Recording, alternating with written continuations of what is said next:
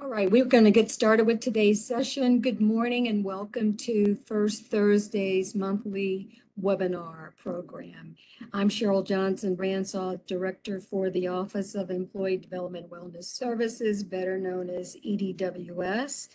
And I'm joined by our EDWS team, Tony Pelode and Ryan Smith, who are happy to have you join us for these monthly presentations, serving as host and providing information on a lot of different topics. Today, we are very pleased and excited to have a special guest speaker, Dr. Claire Spears, who is the Associate Professor in the Department of Health Policy and Behavioral Sciences in the School of Public Health, and she will be presenting on a really interesting and exciting topic and talk about the work that she's doing in the School of Public Health. Today's session will be recorded. We invite you, if you have questions or comments, to feel free to use the chat box to enter your comments, and we will monitor the chat box throughout the session and allow for Q&A at the end as well. But certainly invite you to enter comments or questions throughout the session. Without further ado, I'd like to turn it over to Dr. Spears. Thank you. Thank you so much for having me. I'm excited to be here. And as Cheryl mentioned, please feel free to jump in with any questions. What we'll do today is I wanted to just give a little bit of an overview of my research lab and the type of work that we do. And we'll have a little time to practice mindfulness together as a little bit of a stress relief break for us all. So I'm Claire Spears. I am an associate professor in the School of Public Health here. I'm a clinical psychologist by training, but have been working in public health for a while. And here are a few pictures of my lab. I call my lab the GSU Mindful Living Lab, and it's just an amazing group of people. We have students, undergraduate students, master's level students, doctoral students, as well as some full-time research staff. And we've actually had a couple of high school interns as well. Here are some pictures. Some of these are dated before the COVID pandemic. And to give you an idea of our mission, I certainly can't say that we do this perfectly, but this is really our aspirational mission. Our vision is to improve health and quality of life, particularly for underserved populations, in partnership with our community. We develop, implement, and evaluate interventions to improve coping with stress and related health behaviors, with a particular focus on tobacco use, which I'll talk about today. And we have a goal to really ensure that interventions are appropriate and accessible for people from diverse backgrounds. Oftentimes, lower income and education groups, members of racial and ethnic minoritized groups, and people experiencing psychological distress have actually been excluded from a number of clinical trials, or at least haven't been the focus of clinical trials. And so we've really focused on trying to ensure the acceptability and feasibility of interventions in broader, more diverse populations. Here's sort of a visual of the type of work we do. I really see all of it as under the umbrella of targeting health disparities very broadly. We have a large focus on tobacco cessation, as well as mindfulness as an intervention strategy, and mobile health technology to try and improve the scalability and reach of our interventions. So I'll give a little background on tobacco use and cessation. As you may know, smoking is the #1 cause of preventable death and disease, both in the US and worldwide. Just in the US, tobacco causes almost 500,000 deaths every single year. And worldwide, tobacco use causes over 7 million deaths each year.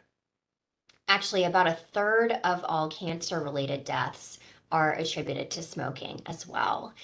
And unfortunately, there are profound tobacco-related health disparities. We find that certain populations, certainly those with lower socioeconomic status backgrounds, certain racial ethnic minoritized groups, and people with mental health conditions are more likely to smoke, have a harder time quitting and are much more likely to experience and die from tobacco-related diseases. So that's where most of our work focuses. Most people who smoke cigarettes are actually highly interested in quitting. However, only about 7% in the US successfully quit each year. Quitting smoking is incredibly hard to do. And oops, we went backwards. Okay. Quitting smoking is incredibly hard to do. And I think this quote from Mark Twain says it best. He said, "Quitting smoking is easy. I've done it 1,000 times." And that is so well said. Many of the people that we work with have been smoking the majority of their lives, and they've tried many, many, many, many times without success to quit. So as I mentioned, we study mindfulness as an intervention strategy to help people manage stress and engage in healthier behaviors. And many of you have probably heard the term mindfulness. I feel like mindfulness is just out there every day. It's out there a lot in popular media. Time magazine had a whole focus on the mindful revolution. We're seeing lots more research on mindfulness and meditation, which is exciting, but I think also confusing because people are not necessarily clear about what they mean when they talk about mindfulness. And so here's a definition of mindfulness from Jon Kabat-Zinn, who's really been a pioneer in bringing this type of research to the US. And he defined mindfulness as paying attention in a particular way that is on purpose, in the present moment, and non-judgmentally. So to break that down a little bit, at its core, mindfulness is paying attention. Mindfulness is paying attention to what's going on right here, right now. And doing so with a non-judgmental attitude. And what that means is really being able to notice and purposefully respond rather than react. So often in our lives, we're running from task to task to task, even as we're sitting right here. Many of you may be having thoughts about what happened earlier today or what you have to do later on or what you're going to have for lunch. That often we're not in the moment. And often what comes with that are habitual automatic habits. I think smoking and other addictions are really prime examples there of where people, where behaviors become really strongly associated with stress and other triggers in life. And so mindfulness is really about learning how to slow down and respond. Can I notice that I have an urge? Breathe, be in the present moment, notice what's going on, and then purposefully decide, what do I really want to do, rather than automatically reaching for a cigarette. This also has relevance just to life in so many other domains, right? As humans, we all have habits like that. So it might be learning how to respond rather than automatically reacting by either whether it's smoking or having a drink or a box of cookies or yelling at someone or reaching for your phone on social media. Really about being in the moment and responding rather than reacting. So if you're open to practicing mindfulness with me just for a few minutes, we'll do a brief mindful breathing practice.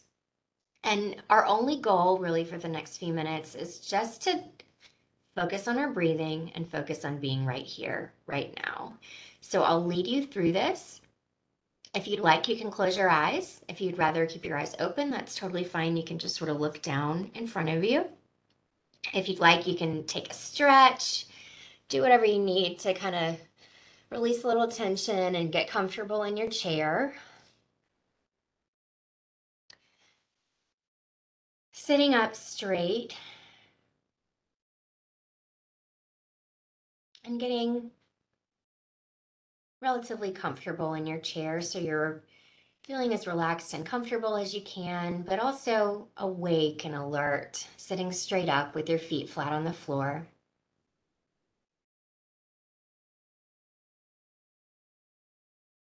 Starting by taking a couple of slow, deep breaths.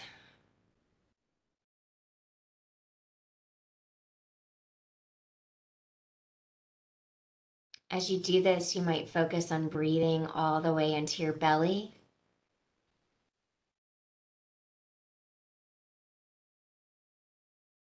Maybe even imagining your belly filling up like a balloon, filling up with fresh, clean air.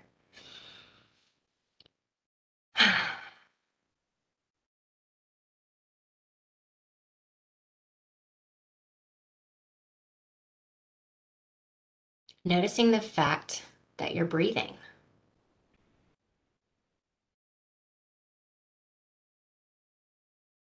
It's something we often do without paying attention. So bringing your attention to your breath as best you can, focusing your attention where you notice it most, maybe in your nose, your mouth, or the back of your throat, your belly as it rises and falls. Just focusing your attention there as best you can.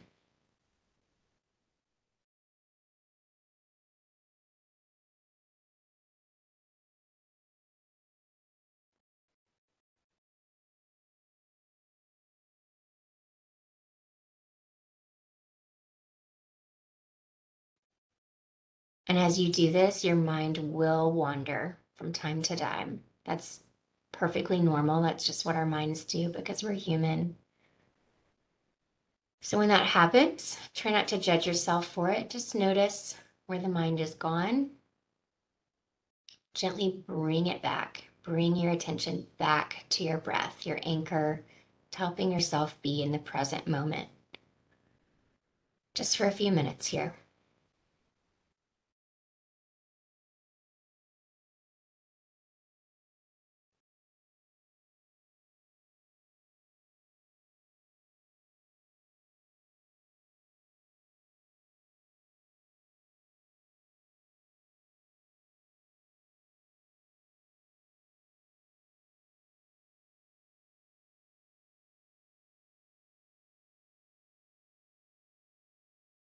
Continuing to breathe in and out. No need to breathe in any particular way. Just noticing the sensations of breathing. And when your mind gets distracted, it's okay. Just notice and come back to your breath.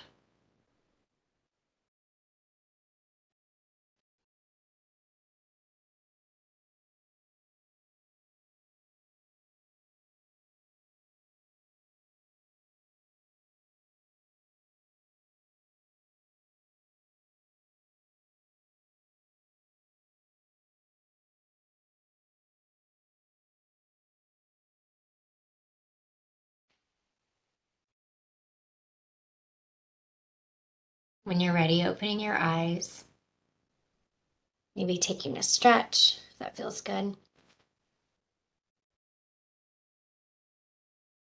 And coming back. Knowing that you can take a little break for yourself like this anytime throughout the day, wherever you are. You can do it with your eyes closed or open. Really doesn't matter. It's really a practice of training your attention to be in the present moment.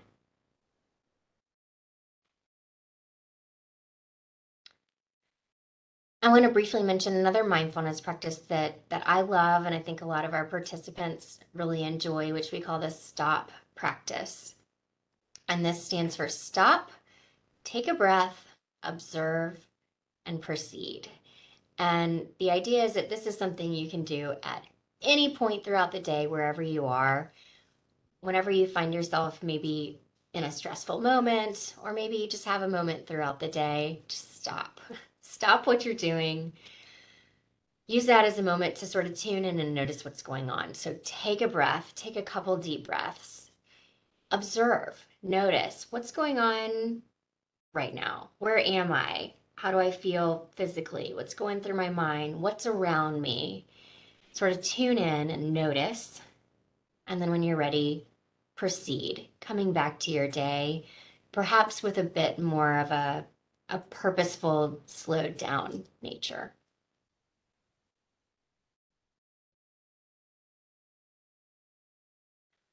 So I'll say mindfulness makes a big difference to me personally in my life, and just being able to remind myself to take those breaks throughout the day to slow down and notice and train my attention.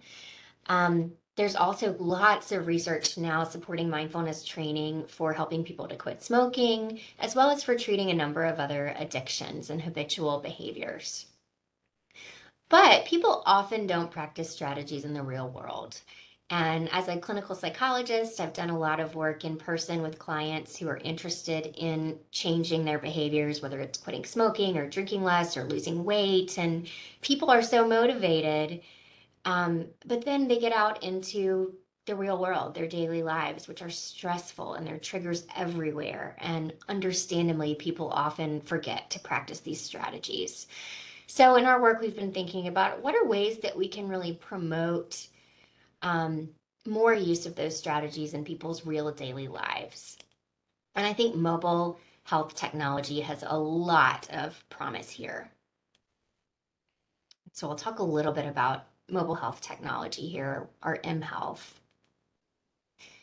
As you all know, the vast majority of American adults own a cell phone. And so to me, this is a pretty cool opportunity where we could almost be a therapist or a coach in somebody's pocket. Text messaging in particular might be a nice way to provide tailored in the moment strategies, and perhaps in those moments when people might need them most in the midst of stress and other triggers. Text messaging is low cost, it's user friendly. And we've also been experimenting with telehealth as a way to increase accessibility.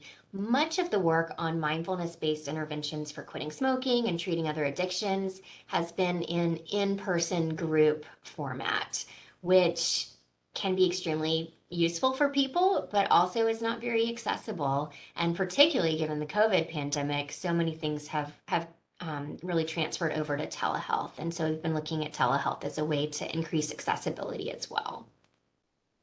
So we have a current trial that I'll mention briefly that's all about using mindfulness and mHealth strategies to help people quit smoking. And in our trial, people are randomly assigned to one of 4 different conditions, but everyone in the trial gets evidence-based treatment for quitting smoking.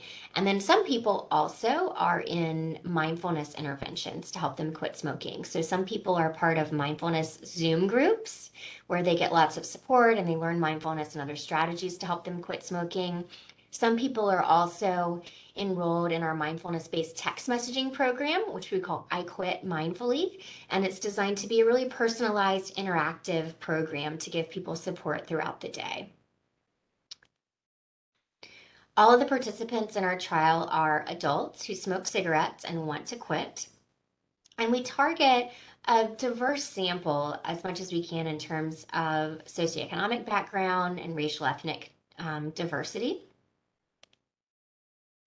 All of our participants receive a quit smoking program free of charge. They all get nicotine patches and lozenges, as well as some referrals and self-help materials. And they're all paid for completing study assessments, which is just a nice way to thank them for their time and an extra incentive. So, shameless plug, we will be offering this for at least another year. And so I'd love everyone's help in spreading the word. If you know anyone who is either part of the GSU community or more broadly who is interested in quitting smoking or works with populations who might benefit from this type of work, we would love your help spreading the word, and I'll give our contact information at the end of this. I'll briefly mention that we have another trial ongoing. This is another study that's funded by NIH. This one is National Institute on Drug Abuse, to really take our I Quit Mindfully program to the next level by fully programming it through a smartphone app.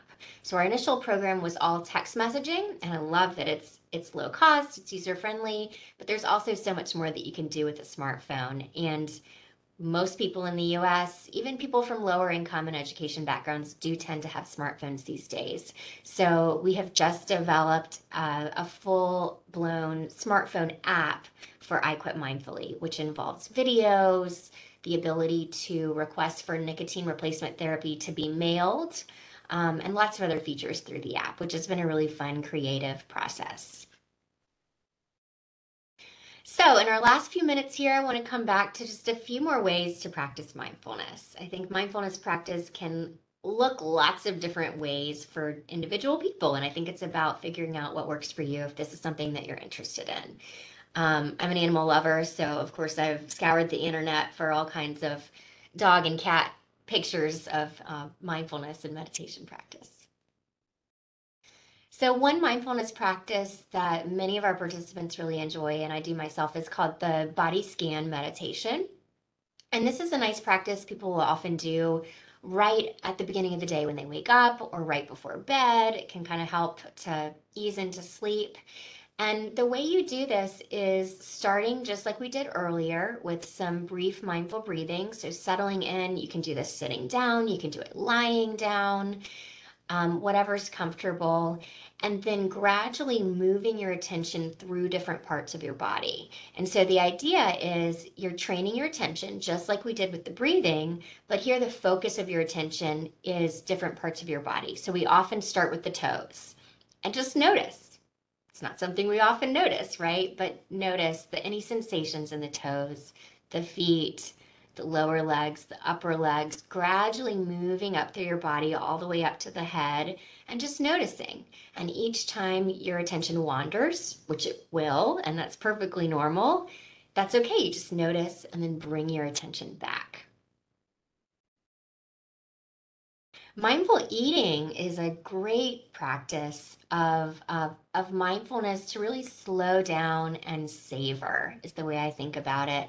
So, this is something that you might think about doing even just with one bite of your food during your next snack or meal. So, slowly noticing as you decide to pick up the food or pick up your fork, observing, noticing what it looks like. And then as you take a bite, gradually holding the food in your mouth, noticing the smells, the taste, the textures, particularly if it's a food that you enjoy, letting yourself really enjoy it, savor it in the moment, noticing the eating experience as a way to slow down in the moment. Mindful or eating is something that we often do really mindlessly in our culture. And then really noticing the sensations of what it feels like to be hungry or full. How hungry am I right now? How full am I? Do I really want more or not? Walking meditation is another nice way to bring mindfulness into moving activity. I love this quote from Thich Nhat Hanh: every path, every street in the world is your walking meditation path. So you don't even have to think of this as meditation per se, but really just using mindfulness to slow down and focus. So as you take each step as you're walking, to your next meeting or to class or whatever it is, slowing down and noticing the motions, noticing how your body feels, noticing how your breath feels, tuning into what's going on in the moment rather than just immediately racing toward where am I going and what's next. Stretching mindfully is another great way. I know a lot of people have experience with yoga. In our program, we do yoga, but also some sort of much kind of lighter. It's not strenuous anyway in any way. It's really about just bringing your attention to the present moment. So stretching, noticing how it feels to stretch different parts of your body, and breathing and letting that as a way to bring mindful attention to the moment. Also, great ways to bring mindfulness in daily life. So, with our participants, we try to encourage some of the formal, sort of more meditation-like practices that we've talked about, like mindful breathing or the body scan or yoga. But mindfulness is really, we think of it as a way of life. This is something that you can do at any moment, any time, and really bringing mindful awareness to just routine activities that we do throughout the day. So, eating is an example of that. Washing the dishes, taking a shower, brushing your teeth, walking to class, listening to music, whatever it is, giving yourself a moment just to really bring your attention in and focus on what's happening in the here and now. pausing throughout the day for a few mindful breaths, I think, can be really powerful. Using things like the STOP acronym that we talked about earlier. Stop, take a breath, observe, and proceed. Even I think for 30 seconds can have a strong impact. Taking a stop and stretch break throughout the day. Just eating one bite mindfully. And then this, I know, sounds a little bit cheesy with the Winnie the Pooh picture here, but I think there's actually a lot to it about stopping and smelling the roses, savoring the good stuff. So in our program, we often talk about what we call the 3 good things exercise, which is really a gratitude practice. And it's about bringing mindfulness to pleasant experiences and positive moments. So thinking back about your morning so far, what are some small good things that might have happened? And they could be tiny things. It could be, you know, seeing someone that made you smile, or the fact that the sun is out, um, and or having your morning coffee, eating something that you enjoy, really noticing it and letting yourself soak it in and enjoy, rather than moving quickly without bringing a lot of awareness to those experiences. So I'll close with a few mindfulness resources. There are lots of free and low cost resources that are out there. Of course, there are tons of apps that are great. Here are a few listed here that I think are great. There are a couple of institutes in Atlanta, the Atlanta Mindfulness Institute and Mindfulness Center of Atlanta, that both offer wonderful opportunities, both through online and Zoom groups and in person. And then UCLA has a Mindful Awareness Research Center, which has lots of freely available audio recordings if you'd like to follow along with a mindfulness practice. Here is my contact information, and then also the information for our Quit Smoking research study. We have a web page where anybody can go to learn more. Call us or email us if you or anyone you know might be interested in participating in the study. We'd love to tell you more.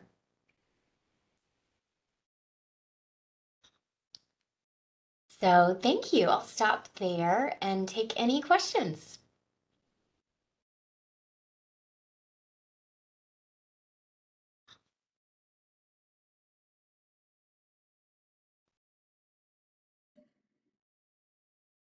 This is a great presentation, Dr. Spears. I had a question, just wanting to ask about the study, the trial.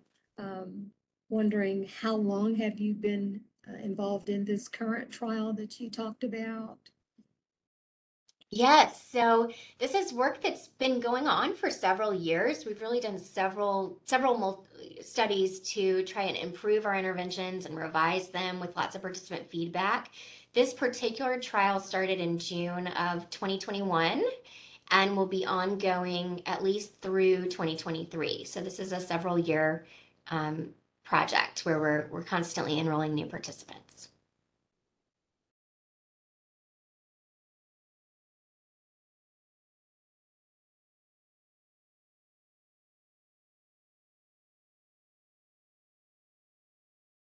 Other questions or thoughts about mindfulness or anything else?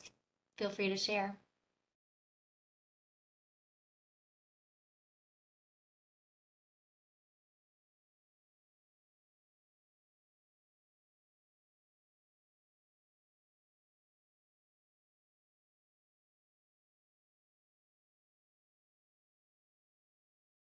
Well, thank you so much. I really appreciate your having me. And everyone, please feel free to reach out to me individually if you have questions or want to connect. I also love having students as part of our lab. We have a number of really awesome students. And so if you know anyone who is interested in getting involved in research as a student, feel free to send them my way. I'd love to talk with them.